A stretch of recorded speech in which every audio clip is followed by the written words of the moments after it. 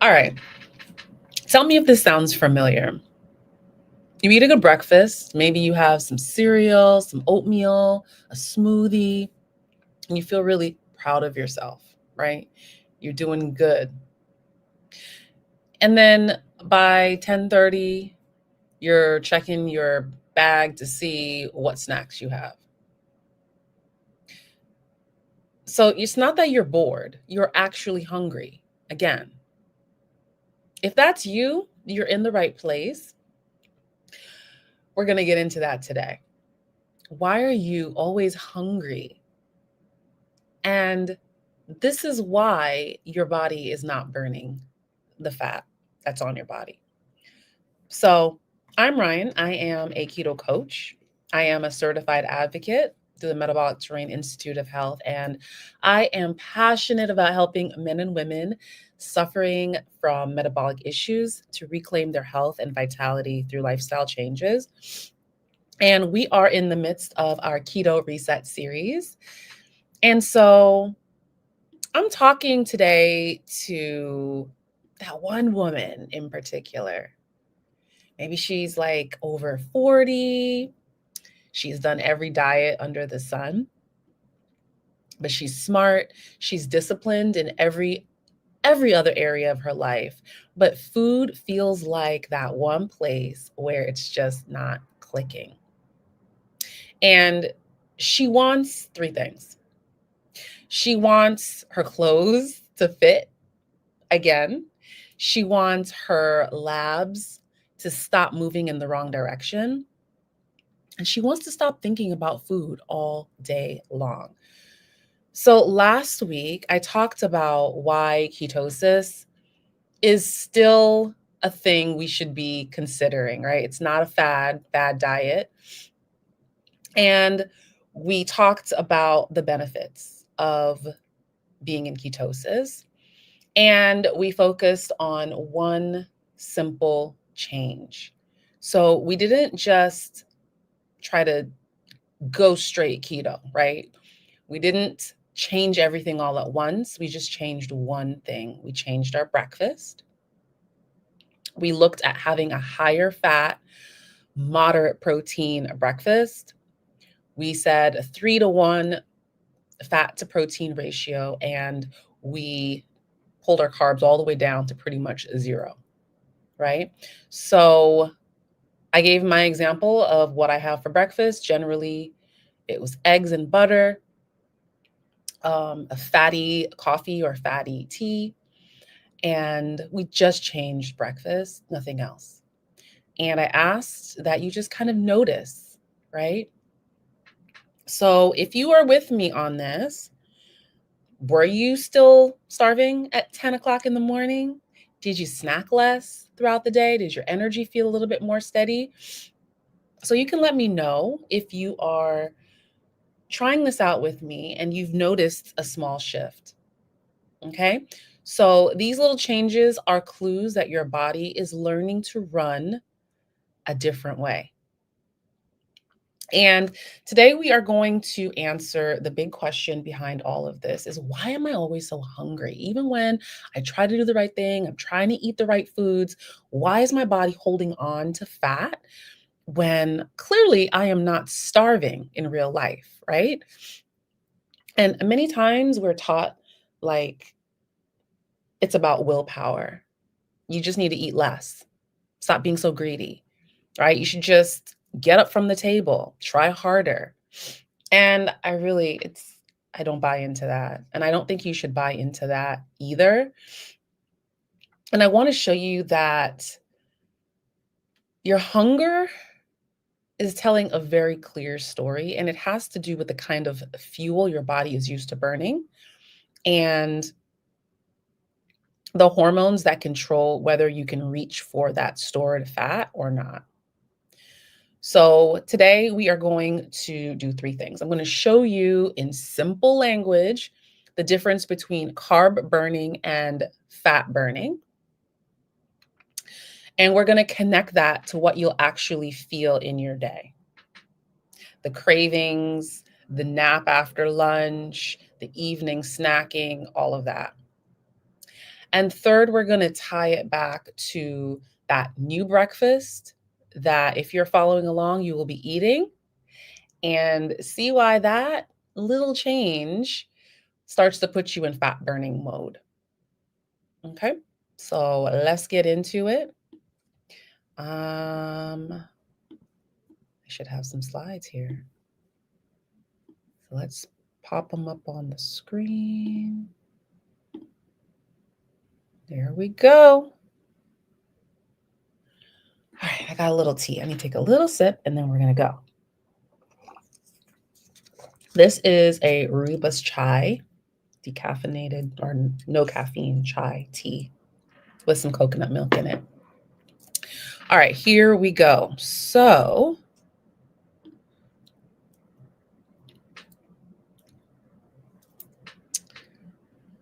I want you to check in with yourself for a second and tell me if this sounds like you. So you eat a meal and you should be fine for a few hours, but like an hour and a half later, you are already scanning your kitchen, right? You're looking in the cabinets. You just need a little something to kind of take that edge off, and you're not really sure what you want, but you know you're just not satisfied. Or maybe it's about 3 in the afternoon and it feels like everything has just kind of left you, right? Like somebody had like pulled a plug. Your brain is slowing down, your eyes are getting heavy, and you're thinking, maybe I should just get another coffee or grab something sweet. And you feel like, oh, I just need like a little pick me up, right? So you grab the snack and you feel better for a little bit, but then like right before dinner, the crash happens again and you're super, super hungry. Or maybe the nights for you are the danger zone, right? You eat your dinner, you clean up, and then you're sitting on the couch and thinking about, some ice cream or some chips or some popcorn would sound really good, right? You're not physically starving, but there's a pull, there's a desire, and you tell yourself, I was good all day. I deserve it. But then you feel frustrated with yourself later because maybe you ate the whole pint of ice cream. So if any of that sounds familiar, let me know. Let me know. Let me know in the comments. Like, I'm struggling with the late night eating or the afternoon crash, or I'm snacking all day long. So here's the thing, right? It's not that you're lazy. It's not that you're sitting around all day doing nothing. You're working, right? I'm sure if you're watching this, you probably have a job. You're probably running your family. You're probably taking care of someone, and you're probably smart. You know how to read the labels. You've tried all the programs. You've done the Weight Watchers. You've done the calorie counting. You've cut out the sugar.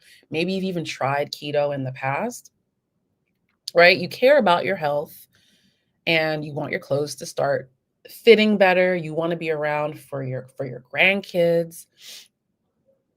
You want to start feeling like yourself again. All of these things. So when you are always hungry or always thinking about food, it feels like personal. You're thinking, okay, what is wrong with me?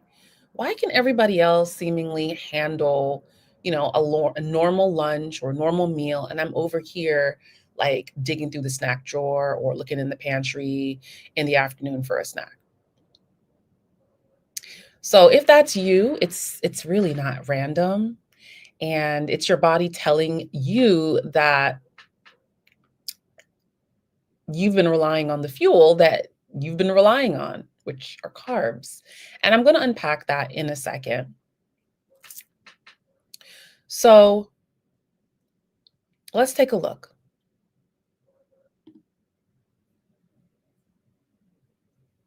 So many of us are thinking that we're just fighting, our willpower.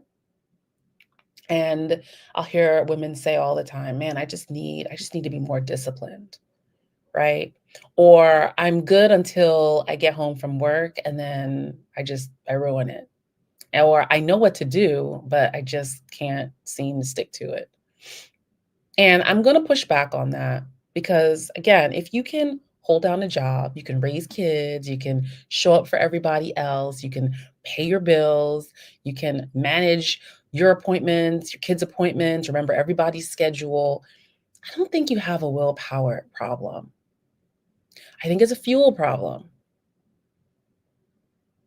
So think about like your phone for a second, right? If your phone was dying every 3 hours, you wouldn't say that your phone is weak, right? You wouldn't say, oh, my phone needs more discipline. It needs to just stay on. You would say that something is probably wrong with the battery, right? Or something is up with the way that I'm charging it. You would look at the system and you wouldn't blame the phone's character, right? And your body is the same. So you've been asking it to run your whole life on a certain fuel, mostly carbs, eaten in excess, because sadly, that's what food companies push, what the government pushes, all of these servings of carbohydrates and lots of glucose spikes all throughout the day. And I grew up with the food pyramid.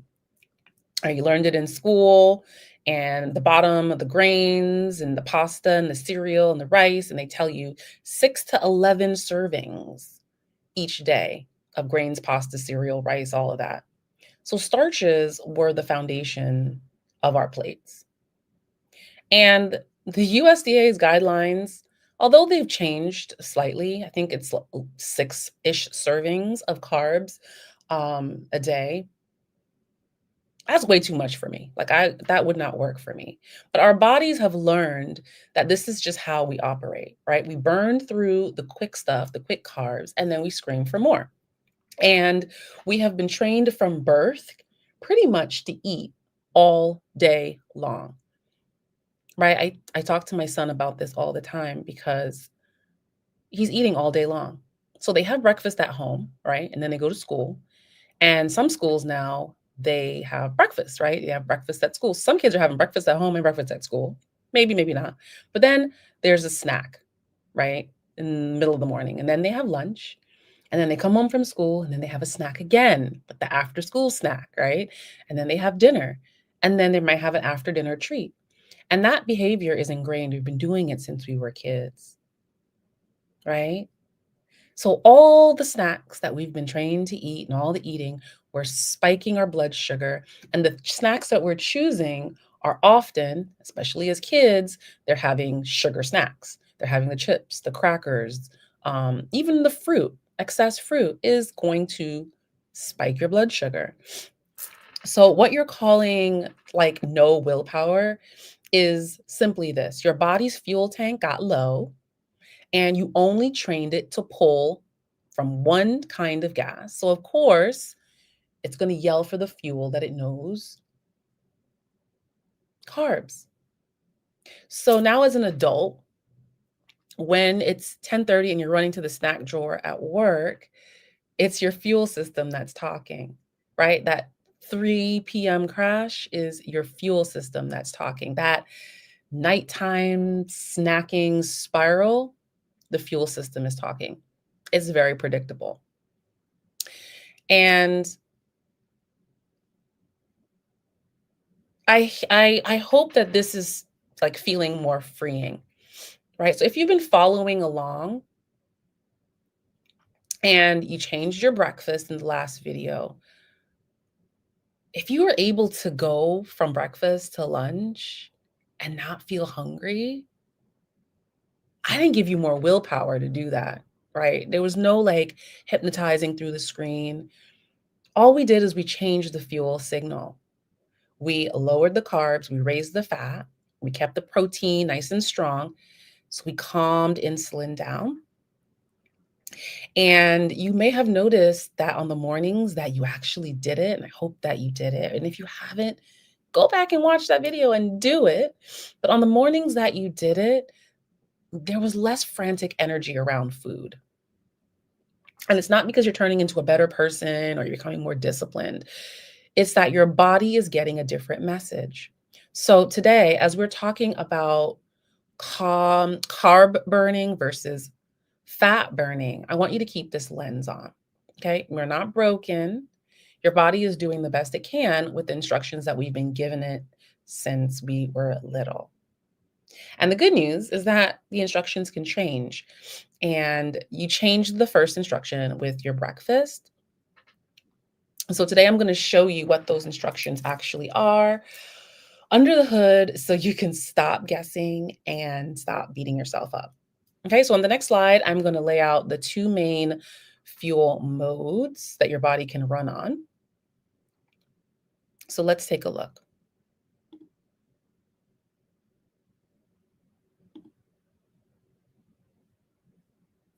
Oops, here we go. So let's zoom out for a second. I'm going to keep it very simple. So your body has two main ways that it can run. It can run on carbs or it can run on fat, and that's it. Two main fuel modes.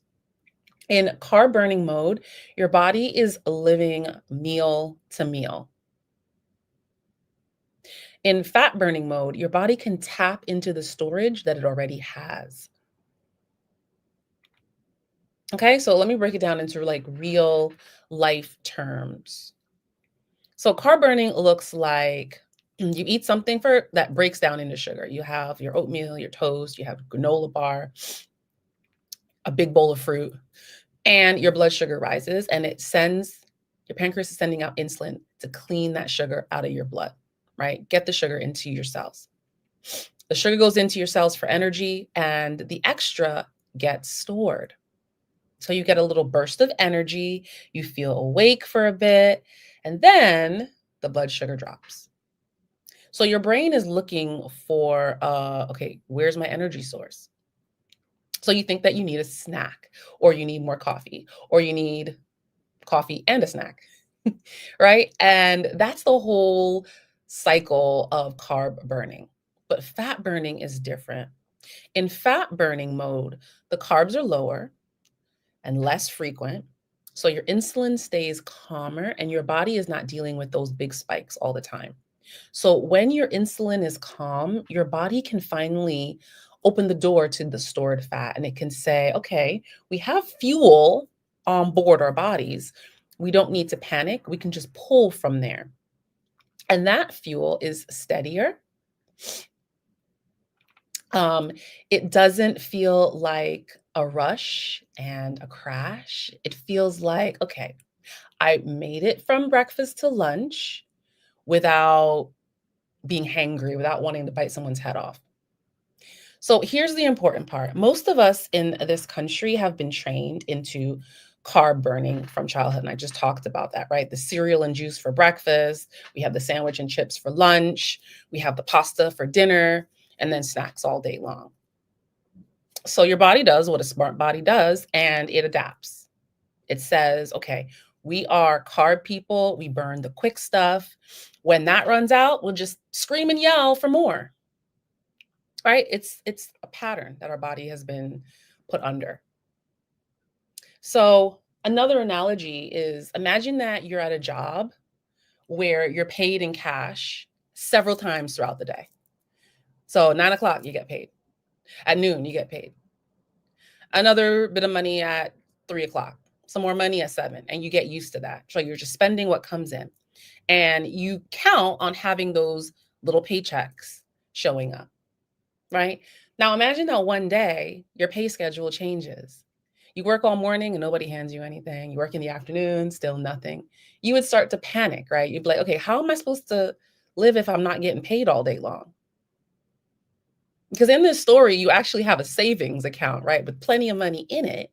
You're just not touching it, right? You forget that you can pull from it to cover the costs of things between the checks, right? That's your body. The constant carb grazing, the snacking, the big carb meals, it's like you're getting paid all day long. Quick fuel just keeps coming in over and over again. And you have stored fat in the savings account, right? It's in there. You have it, but in carb burning mode, your body is just not used to tapping into that savings.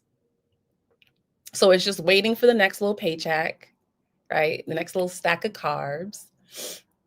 So when we talk about fat burning mode, we're not talking about being on a trendy diet, right? We are talking about training your body to finally say, okay, I don't need to be paid every couple hours because I have some savings, so I can live off of what is already stored on my body between these meals. And that's what fat burning is. All right, so let's go into what carb burning actually feels like so you can recognize it. And then we'll talk about what fat burning actually feels like.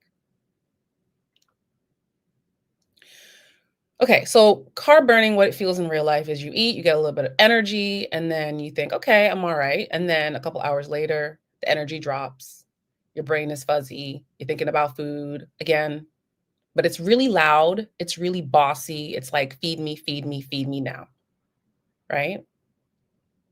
That's carb burning mode. And it's like a kind of like a spoiled child, right? It's picky, it wants it fast, it wants it easy, it doesn't want to do any like extra work. So I don't know, it's kinda like when you're hungry, or I don't know, your fridge and your pantry are full and you have tons of stuff to eat, right? You got the chicken, you got your veggies, you got leftovers, whatever. You could make a meal, but instead of cooking what you already have, you open up your food app and you order takeout.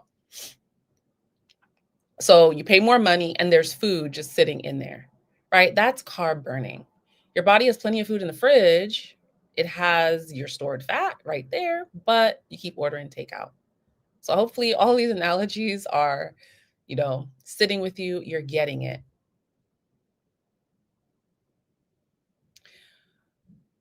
So let's hop over into what it's like in fat burning mode. So in fat burning mode, let's see. We Most of us have a store of fat, right? We have plenty of fuel that's sitting on our hips, our belly, our back, our thighs. So the problem is not that you don't have energy, it's that your body is not able to tap into the energy that it already has, because fat is a fuel source. You have it on your body. So when you start moving into ketosis, into fat burning, some things change. The carbs are lower, they're less frequent, your insulin is calmer, your body is going to feel safe going into your fat stores instead of, you know, begging for you to come and have more carbohydrates. So fat burning feels calmer, there's less chaos. You feel satisfied. You can go for 2, 3, 4 hours and realize you're not really thinking about food all day. Yes, you still get hungry, right? You still like to eat, but the hunger is more like tap on the shoulder, like instead of like the screaming, the fire alarm. And then there's hormones that come in because when you are in ketosis and you're burning more fat, ghrelin, which is your hunger hormone, calms down. Leptin, which is your I'm full hormone, I have enough hormone, it signals more clearly. So instead of your body screaming, like, feed me now, I'm going to die, it's like, I could eat, but I'm all right. And that's why keto is a powerful tool for women that want to lose weight, still want to feel clear headed, still feel functional, because the ketones are going to feed your brain and you have your stored body fat that's going to feed your body. So your hunger is quieter and it's much easier to ride out a little hunger and make a good choice when you're in ketosis. So think about what that can do for you. It's the same life, same job, same kids, but you have fewer like food emergencies. That's a great feeling. So let's go into what we did when we changed our breakfast. So we started by changing our breakfast. We're not changing everything all at once. It's too much, right? We got to ease into this. We're trying to make this a lifestyle. We're trying to make this a tool that we can utilize going in and out of ketosis. That's what I want for you. And we started with breakfast because in the morning, that's when your body's kind of deciding what kind of day you're going to have, right? Are we going to be carb burning all day? Are we going to be on that roller coaster, or are we going to be fat burning? And we already have a natural spike in cortisol in the morning, right? That's your wake up hormone. And then if you pile on a big load of carbs, you're going to get a sharp blood sugar spike. Your insulin's going to spike. And your body is locked in now to carb burning first thing in the morning. Okay. So if you start your day with a bunch of carbs, you're telling your body already, don't go into the storage. Don't go into the fat. We're going to live on those quick paychecks today. And then you crash by 10 or 11 and you feel like you need another breakfast. Okay. So we started with a 3-to-1 fat to protein breakfast. And when we did that, we stopped slamming our bodies with that big carb hit and gave yourself steady fuel from the fat and the moderate protein. Your insulin is staying calmer, and your body is now able to kind of lean in and recognize it can utilize fat as fuel. Okay, so that first meal is your signal.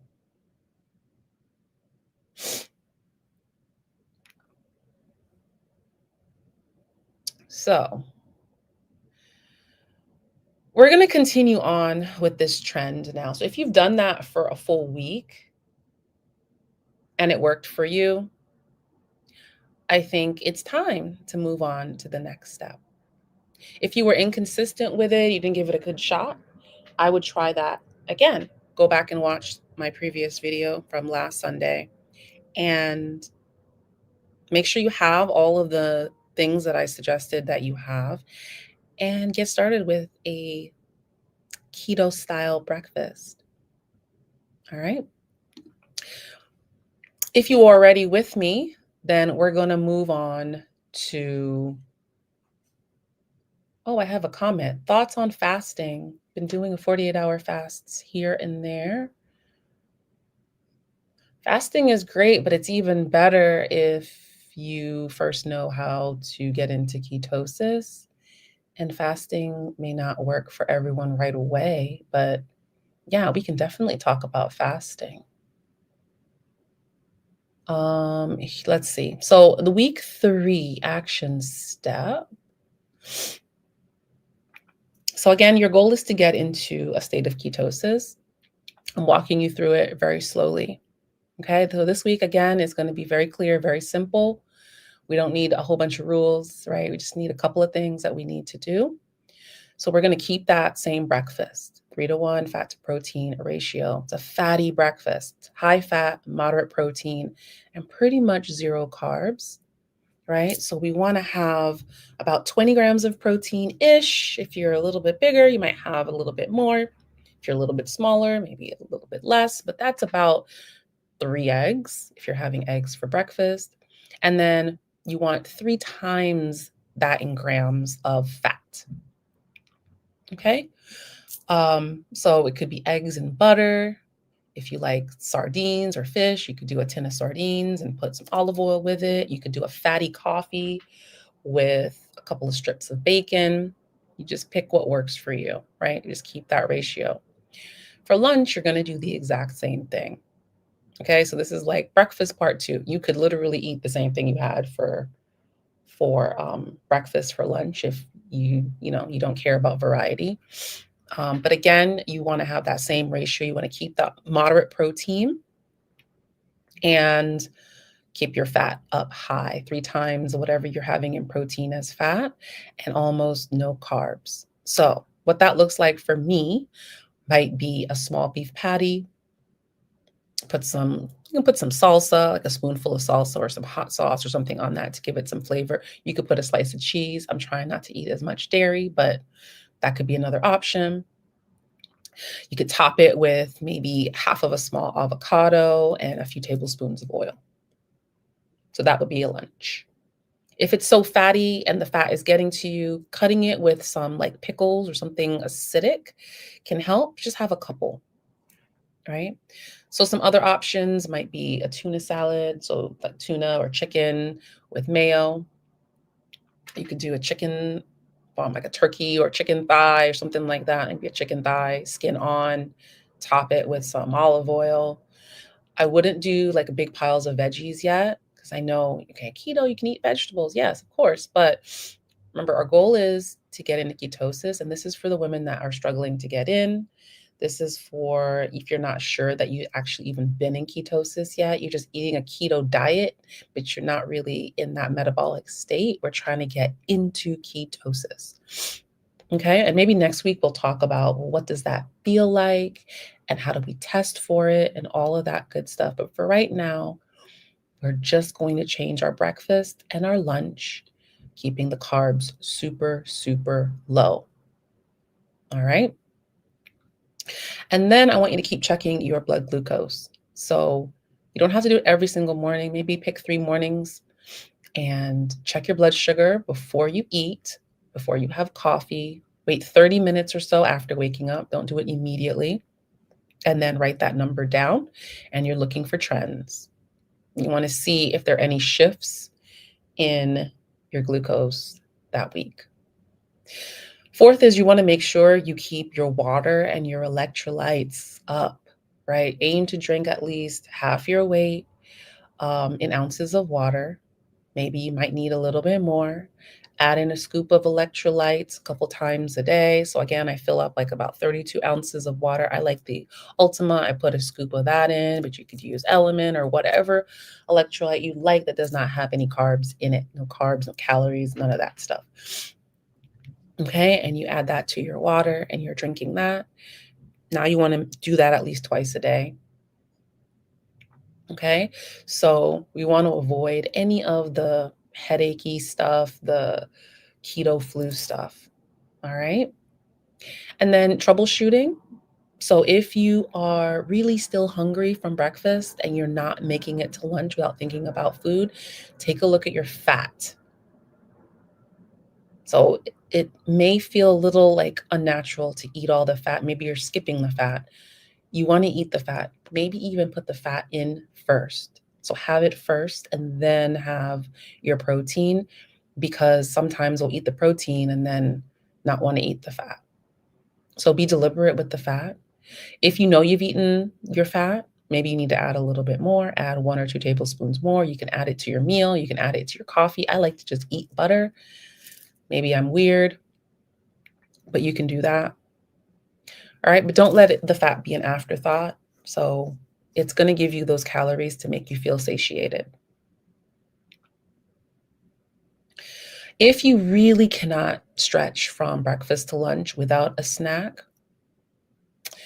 you could try a little bridge snack, like a fat-based snack, maybe a few olives, a piece of cheese, making another fatty coffee.